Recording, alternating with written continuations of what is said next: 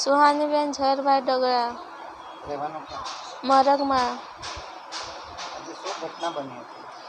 કાલે સવારે અમારે મમ્મી ચાયને ખાંડ લેવા માટે દુકાન ગયેલી તો જયંતીની બૈરી ગંગા અમારી મમ્મી પર શંકા કરે એટલે અમારી મમ્મીને ગાળો આપતી હતી.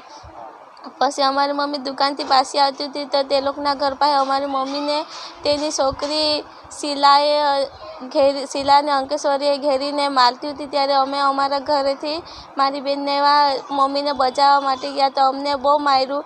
પછી તે ઝઘડામાં અમારા બાજુવાળા કાકા લાગે રણજીતભાઈ તે લોકોને અમે કંઈ પણ નહીં કીધેલું તો તે અમને આવીને અમને પકડી રહેલા ને તે ગંગા પર ને શીલા પરથી અમને માર ખવડાવ્યો.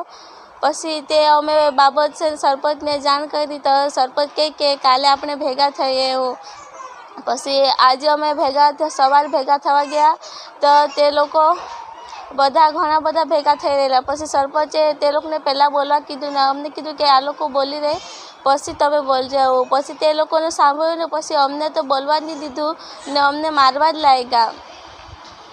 હાર્દિક ને અજય મિનેશ ને દિવ્યેશ એ લોકો અમને મારવા લાગ્યા. અમને બોલવા બી નહીં દીધું ને બૈરીમાં ધેડું લોકો ને અમને ગાળો આપે ને ગંગા ને શીલાએ બી અમને બહુ માર્યું. સવારે બધાને જ માર્યું ને મને બહુ વધારે માર્યું.